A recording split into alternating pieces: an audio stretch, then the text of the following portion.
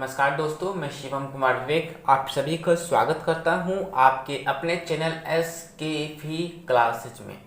कल के महत्वपूर्ण घटनाओं से जुड़े वैसे तथ्य जो एग्जाम के दृष्टिकोण से महत्वपूर्ण रहने वाले हैं उसके बारे में हम लोग कल में विशेष चर्चा करेंगे।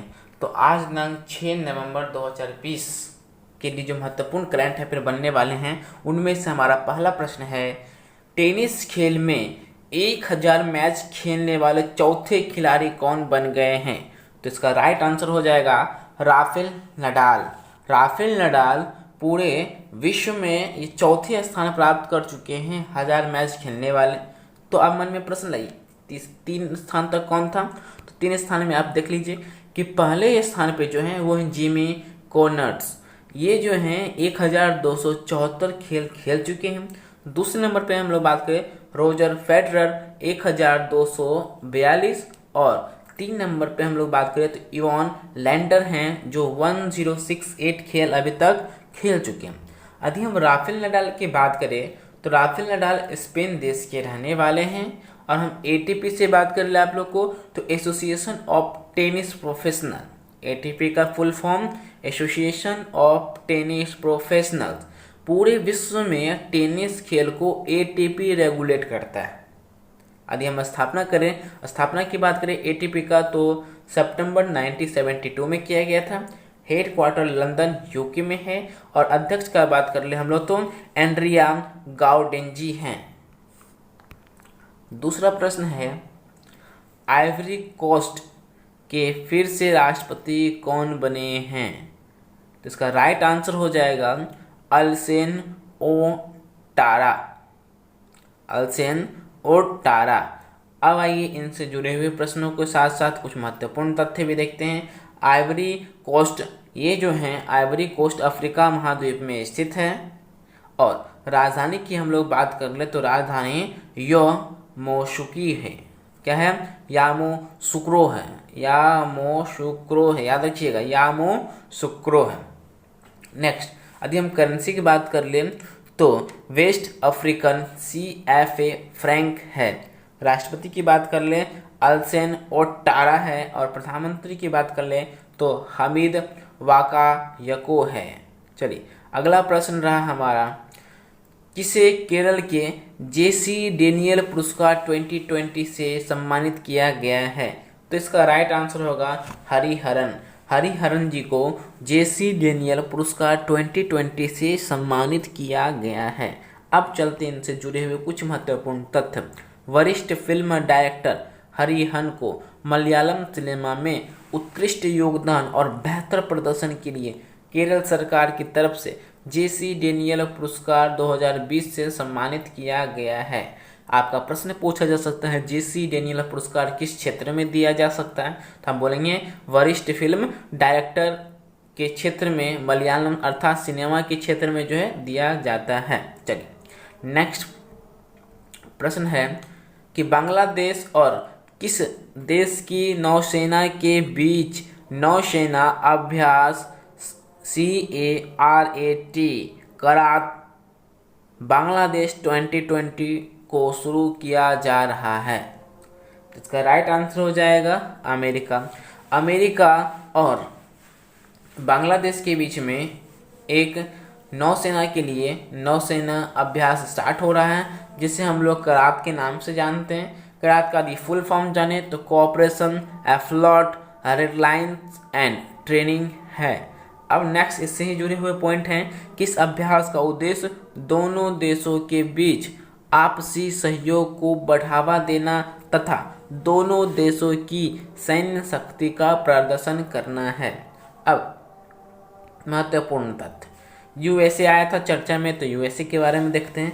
USA यदि हम लोग बात करें तो ये अमेरिका, उत्तरी अमेरिका महाद्वीप में स्थित है और यूनाइटेड स्टेट ऑफ अमेरिका, संयुक्त राष्ट्र अमेरिका के बारे में थोड़ा चर्चा करेंगे तो राजधानी वाशिंगटन DC है। करेंसी अमेरिकी डॉलर है। राष्ट्रपति यहाँ के डोनाल्ड ट्रंप थे। और इसके बारे में विशेष चर्चा कर ले तो अमेरिका की स्पेस एजेंसी का नाम नासा है जिसका मुख्यालय वाशिंगटन DC है। नासा के अध्यक्ष की बात कर ले तो ब्रिस्टेस्टाइन हैं। अब हम लोग चलते हैं अमेरिका की राजधानी वॉशिंगटन डीसी, जो पोटोमेक नदी के किनारे अवस्थित है। अमेरिका की संसद को हम लोग कांग्रेस के नाम से जानते हैं, और यूएसए की सबसे लंबी नदी जो है वो मिसौरी नदी है। नेक्स्ट देखते हैं, हमारा 5वां प्रश्न है, विश्व सुनामी जागरूकता दिवस, वर्ल्ड सुनामी अवेयरनेस डे कब मनाया जाता है? तो इसका राइट आंसर हो जाएगा 5 नवंबर। 5 नवंबर को हम लोग क्या मनाते हैं? सुनामी जागरूकता दिवस मनाते हैं। साइड में आप इमेज भी देख पा रहे होंगे, जिसके कारण से आपको दिक्कत नहीं हो पा रहा होगा। इमेज इसलिए दिया गया ताकि आप आसानी से थोड़ा 1 से 2 बार देख के समझ पाइए और उसको अनुभव कर पाइए कि ये इससे इंक्लूड है। चलिए, सुनामी आया तो थोड़ा सुनामी के बारे में जान जाइए कि सुनामी का अर्थ होता है कि जब धरती हिलती है तो भूकंप आता है, और जब यही भूकंप समुद्र में आता है तो उसे हम लोग सुनामी कहते हैं। अब इस दिवस को मनाने का उद्देश्य क्या है? तो सुनामी के खतरों और प्रभाव को कम करने के लिए लोगों को जागरूक करना है। इस देश को मनाने की घोषणा संयुक्त राष्ट्र महासभा ने की थी। इस दिवस को मनाने की घोषणा किसने की थी? तो संयुक्त राष्ट्र महासभा ने की थी। चलिए, अगला प्रश्न है, किस राज्य की सरकार ने स्वामी आत्मानंद सरकारी अंग्रेजी माध्यम विद्यालय योजना का उद्घाटन किया है? तो इसका राइट आंसर हो जाएगा छत्तीसगढ़। छत्तीसगढ़ से जुड़े हुए भी कुछ महत्वपूर्ण है, साथ साथ इस योजनाओं से जुड़े हुए महत्वपूर्ण तथ्य तो देखते हैं हम लोग इंपॉर्टेंट पॉइंट में। इस योजना का उद्देश्य जो है गरीब परिवार के बच्चों को इंग्लिश मीडियम में बेहतर शिक्षा प्रदान करना है, ताकि राज्य के छात्रों को सभी प्रकार की प्रतियोगिताओं के लिए काबिल बनाया जा सके। छत्तीसगढ़ की यदि हम लोग बात कर ले तो छत्तीसगढ़ की स्थापना जो है 1 नवंबर 2000 ईस्वी को किया गया। यह भारत का 26वां राज्य माना जाता है। नेक्स्ट देखें हम लोग तो राजधानी अटल नगर या नया रायपुर है, मुख्यमंत्री भूपेश बघेल जी हैं, और गवर्नर यहाँ की अनुसुईया उइके हैं, और मुख्य न्यायाधीश की बात कर ले तो PR रामचंद्र मेनन जी हैं। राजकीय पशु जंगली भैंसा, राजकीय पक्षी हिल मैना, राजकीय वृक्ष साल। 7 पड़ोसी राज्य हैं, कौन कौन से? मध्य प्रदेश, उत्तर प्रदेश, झारखंड, ओडिशा, महाराष्ट्र, तेलंगाना और आंध्र प्रदेश। लोकसभा सीटों की बात करें तो 11 है, राज्यसभा की सीटों की संख्या 5 है, और विधानसभा की सीटों की संख्या 90 है। और एक इम्पॉर्टेंट पॉइंट ये भी है कि छत्तीसगढ़ में नेशनल पार्क जो हैं वो 2 हैं, वो कौन कौन से हैं? अचान कमार और इंद्रावती, 2 प्रकार के जो हैं छत्तीसगढ़ के नेशनल पार्क हैं। यदि हम बात कर ले कि इस इमेज की, तो ये इमेज आपके वहाँ के CM भूपेश बघेल जी के हैं, जो कि कांग्रेस पार्टी से हैं। चलिए, नेक्स्ट इन्हीं से जुड़ा हुआ कर्क रेखा को भी ये क्रॉस करता है, भारत के छत्तीसगढ़ राज्य से होकर गुजरती है, और कर्क रेखा भारत के 8 राज्यों से होकर निकलती है। ये 8 राज्य हैं गुजरात, राजस्थान, मध्य प्रदेश, छत्तीसगढ़, झारखंड, पश्चिम बंगाल, त्रिपुरा और मिजोरम। नेक्स्ट प्रश्न है हमारा,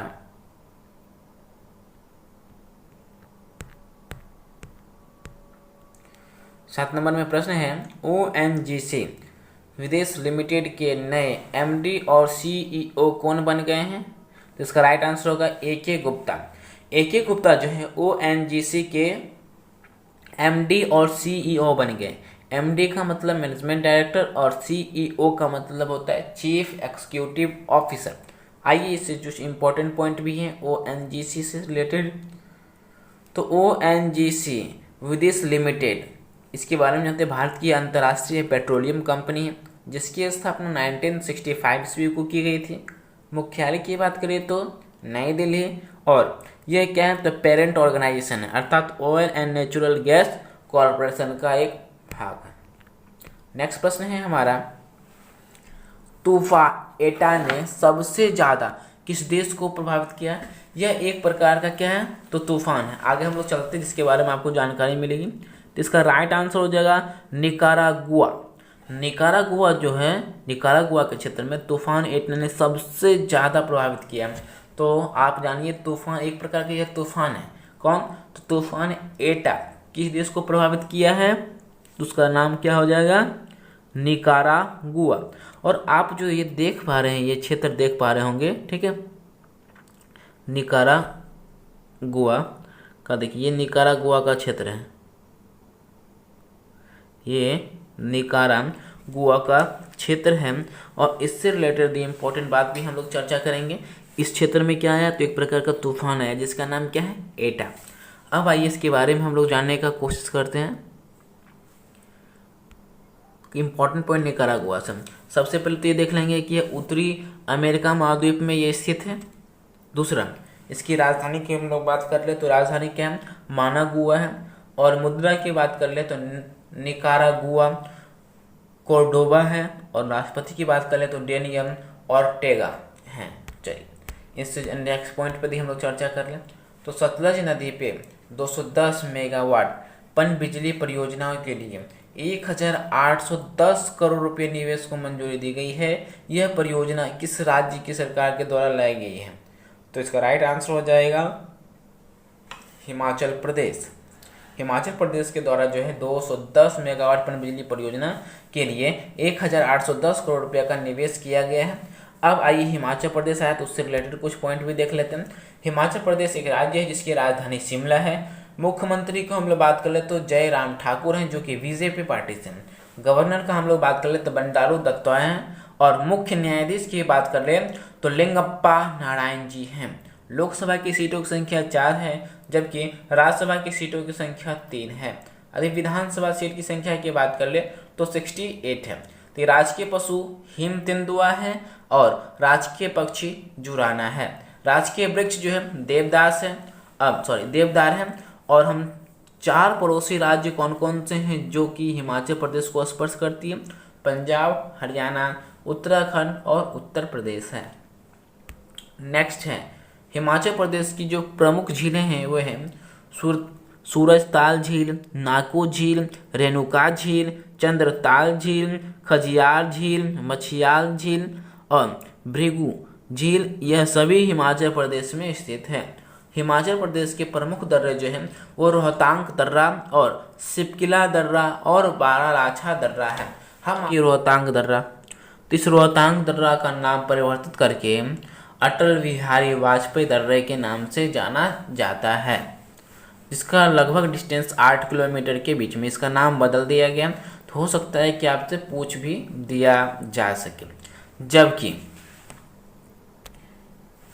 आगे हम लोग देखते हैं 10 नंबर में प्रश्न है कि IPL 13 अर्थात IPL 13 में कौन से बल्लेबाज लगातार IPL के 6 सीजन में 500 से ज़्यादा रन बनाने वाले पहले बल्लेबाज बन गए हैं, तो इसका राइट आंसर हो जाएगा डेविड वार्नर। डेविड वार्नर ये IPL 13 सीजन के अर्थात 13वें सीजन में भी इन्होंने पहले बल्लेबाज बन गए जो 500 से ज़्यादा रन बनाए हैं, डेविड वार्नर। चलिए अब इससे रिलेटेड कुछ पॉइंट के बारे में जानते हैं डेविड वार्नर से। डेविड वार्नर ऑस्ट्रेलियाई क्रिकेटर हैं। IPL की बात कर ले तो इंडियन प्रीमियर लीग है एक इंडियन प्रीमियर लीग। अब IPL का पहला संस्करण 2008 में खेला गया है। इसमें विजेता टीम राजस्थान रॉयल थी और उप विजेता चेन्नई सुपर किंग थी। 2020 में IPL का 13वां संस्करण UAE देश में खेला जा रहा है। अगला प्रश्न है किस देश में प्लास्टिक लाओ मास्क ले जाओ नाम से एक पहल की शुरुआत की गई है, तो इसका राइट आंसर हो जाएगा देहरादून। अब आइए देहरादून से महत्वपूर्ण तथ्य जानते हैं। देहरादून नगर निगम ने प्लास्टिक कचरे के खतरे से लड़ने के लिए और कोविड-19 के प्रसार को रोकने के लिए प्लास्टिक लाओ मास्क ले जाओ नाम से एक पहल शुरू की है। देहरादून उत्तराखंड राज्य में स्थित है। अब चलिए 10 नंबर में प्रश्न है हमारा, the age of pandemic 18th 17th 19th 20 how they shaped India and the world नामक पुस्तक किसके द्वारा लिखी गई है, तो इसका राइट आंसर हो जाएगा चिन्मय तुम्बे। चिन्मय तुम्बे, ये जो आप देख पा रहे हैं ये चिन्मय तुम्बे जी हैं।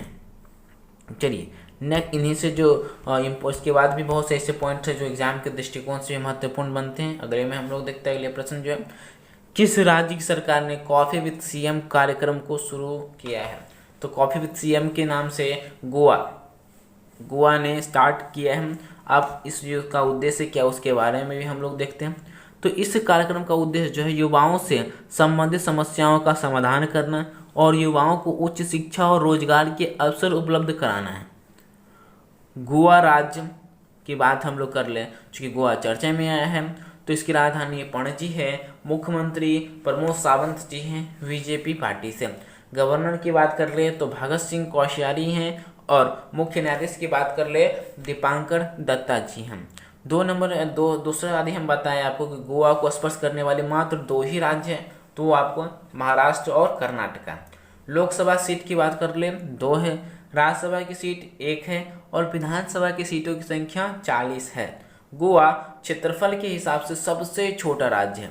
19 दिसंबर को हर साल गोवा मुक्ति दिवस मनाया जाता है और हर साल 30 मई को गोवा स्थापना दिवस मनाया जाता है। गोवा राज्य के प्रसिद्ध लोक नृत्य के बारे में थोड़ा जानते हैं। ढालो, मोरुलेम, कोलिकाली, तरंग मेल, लाबा, देखनी, रोमत, गोफ, लैब, जागोर, कोरेंडिहो, सिंगमो, तंगर, फुगड़ी, जिमोडा, मुशल, घोड़े मोडनी, ये सब जो है आपका एक लोक नृत्य है जो कि गोवा के क्षेत्रों में गायन या नृत्य की जाती है। अब 14 नंबर प्रश्न है, कर्नाटक राज्य सरकार की तरफ से किसे एकलव्य पुरस्कार 2020 में सम्मानित किया जाएगा? इसका राइट आंसर हो जाएगा के.एल. राहुल। के.एल. राहुल को एकलव्य पुरस्कार 2020 से सम्मानित किया जाएगा। तो कर्नाटक के रहने वाले के.एल. राहुल को क्रिकेट में बेस्ट परफॉर्मेंस के लिए कर्नाटक राज्य सरकार की ओर से एकलव्य पुरस्कार 2020 से सम्मानित किया गया है। नेक्स्ट लास्ट क्वेश्चन है हमारा कि किस देश ने ताइवान देश को सशस्त्र ड्रोन देने की मंजूरी दे दी है? अमेरिका ने ताइवान को सशस्त्र ड्रोन देने की मंजूरी दे दी है।